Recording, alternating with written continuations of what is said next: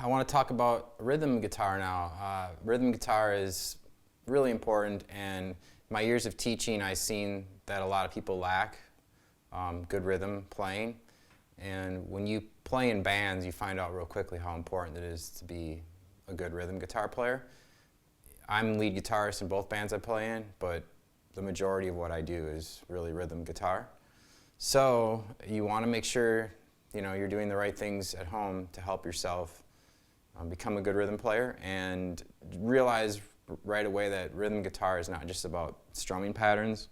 We have rhythmical devices that we want to learn. So that's what I want to do here. I just want to go through some very basic things to probably some more advanced ideas. So the first thing we want to do is get a solid understanding of the motion of the right hand, and having a little bit of arm, elbow, and wrist is important. So you can see here that I'm not just like this. Some people play, with just more of the arm. So we want to get that wrist. It's kind of like throwing a frisbee down at the ground, right? That's the kind of the feeling I'm having when I'm strumming. So nice and loose and relaxed. You want to be aware of your shoulders. You're not tense or anything like that. So being aware of your body as you play is a very important thing, especially if you're a beginner. People get so caught up in what they're trying to play that they're not thinking or being aware of what's going on with their body when they're playing. You can see that my guitar is upright here. I'm not leaning or anything like that, so I'm keeping it angled up, and I don't have it straight across my body. I have it up here, and then with the acoustic guitar, my right arm is balancing the guitar here. So being in the right, proper position is going to help you be able to play better and play easier.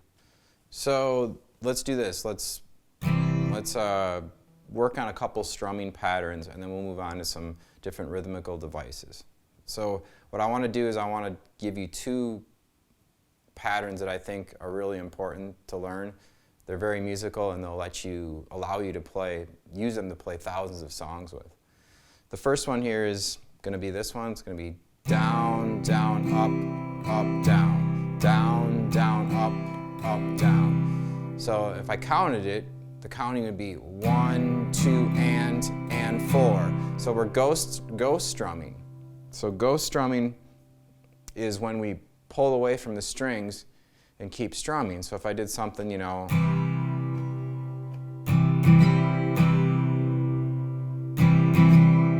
so you can see there, I didn't go, which a lot of people will do, and what that does is that gets you out of time, really. So what I've done is just kept my right hand moving, right? And this keeps me in time when I do that. So this is really what you're striving for when you're trying to learn rhythm guitar and practicing through chords and progressions and things like that. So back to the one that I want you to learn is going to be down, down, up, down, down, down, up, down. And yes, right away, metronome. So if the count of it would be 1, 2, and 4. 1, 2, and 4. 1, 2, and 4. 1, 2, and 4. Down, down, up, down. Down, down, up, down. Now this can be challenging at first. This can be very frustrating to do this stuff with a metronome. I went through it, as most everybody else does. I even know drummers who struggle with this type of stuff, Sorry, man. So you just got to be patient with it and realize that the benefits, the rewards, that will come with time.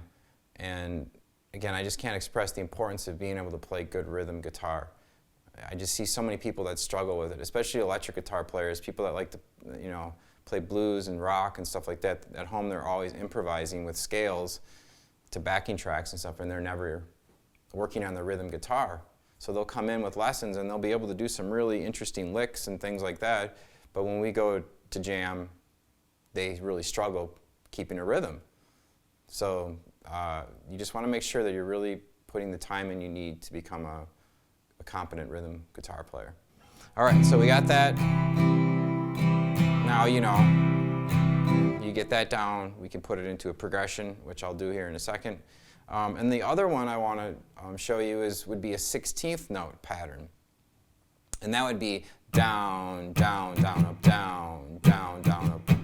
So if I counted, it would be 1, 2, and a 3, 4, and a 1, 2, and a 3, 4, and a... All right, so again, you know, you can see here, I'm not going like this. I'm not going 1, 2, and a 3, 4, and a... Which is what most people will do, is they'll stop because that first beat is a quarter note. But I'm going to ghost the E and A of the 16th note. So 1 E and 2 E, and even the E of 2. So 1 E and 2 E and if I kept going with that, 1 E and 2 E and 3 E and 4 E and so we get down, down, down, up, down, down, down, up. So again, the main thing here is you keep your right hand moving. If you need to do this stuff in front of a mirror or something like that, so you can see what your right hand is doing, by all means do it. So here's what that would sound like. I'll count it out again. The 16th note pattern, so it'd be 1, 2, and a 3, 4, and a 1, 2, and a 3, 4, and a 1, 2, and a 3, 4, and a 1, 2, and a 3, 4, and a 1. Now what you want to do then is you want to start going back and forth from the first pattern we did and jumping right into the second pattern we did. So the first pattern we did was 1, 2, and 4. 1, 2, and 4. The second, 1, 2, and a 3, 4, and a 1, 2, and a 3, 4, and a 1, 2, and 4, 1, 2, and 4, 1, 2, and a 3, 4, and a 1. Okay, so you can see there that I was able to float right into back and forth between each one. So, you know, I had to feel the 8th notes first, and then I had to feel the 16th notes. So you could see my right hand here go from this, the 8th notes, 1 and 2 and 3 and 4, and to 16th, 1 E and a 2 E and a 3 E and a 4 E and 1 and 2 and 3 and 4 and. So again, that can be a little bit tricky at first, but if you just stay patient and practice it daily, you will eventually get it. So now what I want to do is I want to put that into, you know, those patterns. The main thing, you know, as most things we want to do is we want to put things right to use as best we can in a musical fashion. So if you're feeling confident with those 2 strum patterns, then find a chord progression to practice them with. So what I'm going to put them to use to is a C chord, an E minor chord, and then an F chord. I'm going to play it a simpler way first, the F chord, and then I'll do like a bar or whatever, and then a G chord. And this is what I like to call as a 1, 3, 4, 5 chord progression in the key of C major. So again, that's C, E minor, F, and G. Some of this I'm just kind of expecting that you're going to know these basic chords, right? Okay, so here's what that would sound like. I'll do it without a metronome first, and then we'll throw a metronome in there. So the first one will be 1, 2, and 4. 1, 2, and 4. 1, 2, and 4. 1, 2, and 4. All right. The second one would be 1, 2, and a 3, 4, and a 1, 2, and a 3, 4, and a 1, 2, and a 3, 4, and a 1, 2, and a 3, 4, and a... Okay, so now let's do this with a metronome.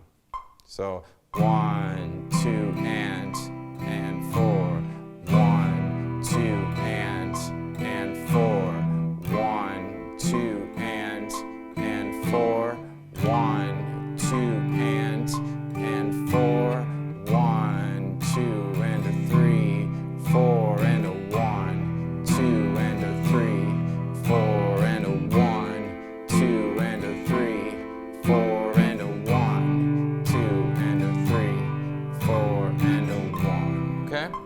So you see how I floated right into each one real smoothly. So those are two great strumming patterns to learn, and like I said, you'll find yourself, you'll be able to plug those into a lot of different strumming style songs. So let's move on to some rhythmical devices here. One of my favorite ones here is what I call the palm slap.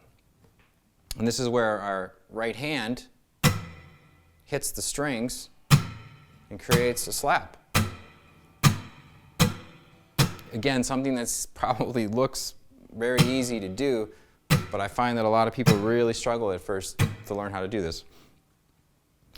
Basically what I'm doing here is I'm getting the pad of my right hand to come down first on the low E string essentially, and then the pick starts to come through, and then my right hand stays on the strings but rotates through the rest of the strings. So as I come through, I'm making sure that all the strings are muted and covered by my right hand here. So if you need to just do this with your left hand off to just get this feeling going, then do that. And then what you do is we'll take a C chord here. Now we're going to slap here on beats 2 and 4, which would be the backbeat of a bar. So it would sound like this: 1 and 2 and 3 and 4 and 1 and 2 and 3 and 4. For now you don't have to do the up, the and. You could go 1 and 2, 3 and 4. The main thing is when you do this is you really want to try and strive to get your right hand through the strings. I get a lot of people that want to come like down like this, which is not going to give you the best sound, or they stop their pick.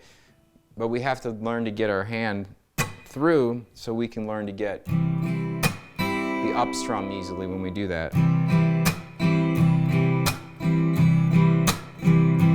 All right, so this is a great percussive device that's fun to, especially on an acoustic guitar. So if I plug that into that progression we've been doing, it would sound like this: C, E minor, F, G. I'm going to play a bar F.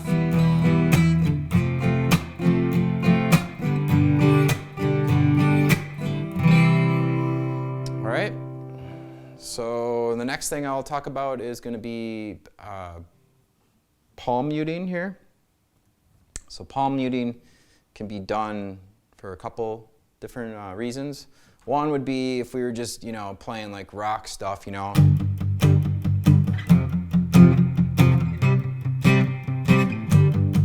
right? So there I'm just playing a G power chord, an F power chord, and then a C power chord.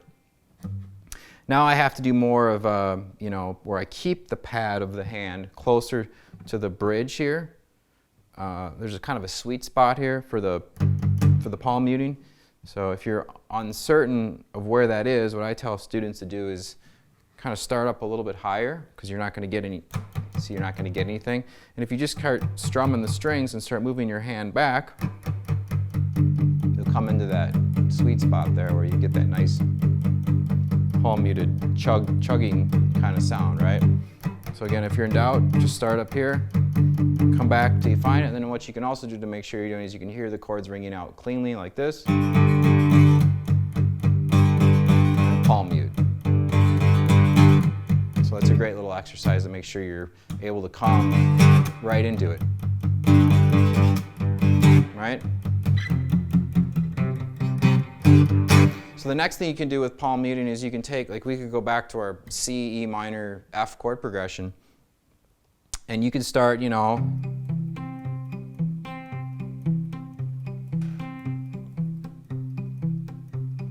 Now things get more challenging because you got to have your hand in a better position or a different position when you want to do the strings down lower here. So I can kind of get away with the angle of my hand being like this when I was playing the first thing, power chords. But now as I get down, like if I took a D chord real quick, I'd really have to make sure my right hand here is turned more parallel to the bridge here. And what I do is essentially extend the pinky out. I don't keep my fingers in like this when I play. Some people play like that. It's perfectly fine. I leave my fingers out when I play and strum. So what happens is when I extend my pinky out, I'm essentially getting more real estate here, which helps me get the palm muting down to the higher strings here, right? So you can see how much I'm really parallel to the saddle of the bridge here when I do this. And again, this can be a frustrating thing at first to get into that the position to be able to do that, right? So yeah, so you could pick a pattern here. So I'm just doing, when I do the C chord here, I'm just simply doing the root, the A string to the D string with an up pick.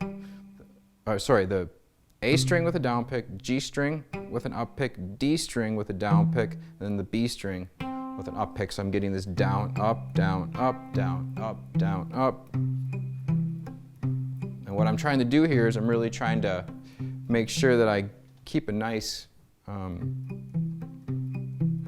palm mute on each string. So you might find that when you do this, the G string might not get it quite, so it might be ringing out. And then when I went to the E minor chord, all I did here is I just changed my bass note. So now it's E string, G string, D string, B string. And then my F chord would be the same. And then my G chord, same thing. And I'm back to my C chord. Then, you know, with time you can start almost, in a sense, incorporating it all at once. So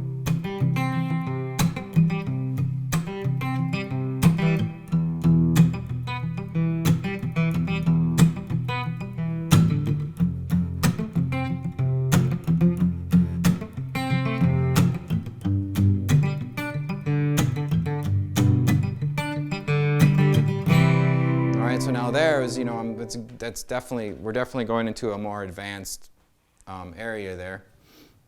But what I really did there was I almost incorporated everything with the palm slap, you know, the palm muting, alternate picking while I'm doing this stuff, right? So then what we can do is we can also just work on taking the palm muting out of it and just these are like mini strums here, what I'm about to do. So this would go like this. All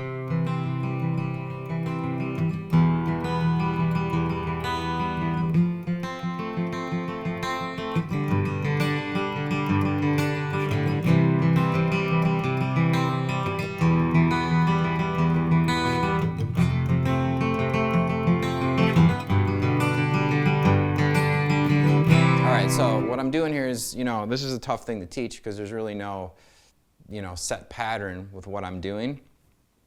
The main thing here is that, you know, I liken it to like mini strums. So if you notice, if I do this again, you notice that my right hand, so I'm not just doing this, my right hand is not just, you know, picking like that, right?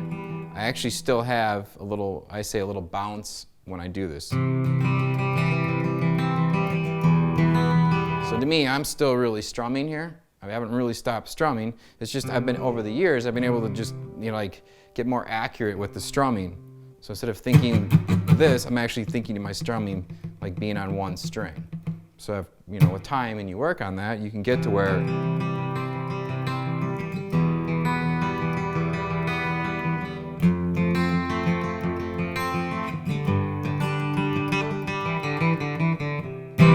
then you start throwing in scales, you know, notes from the scales and stuff like that to make things more interesting. I think I'll leave the rhythm stuff at that.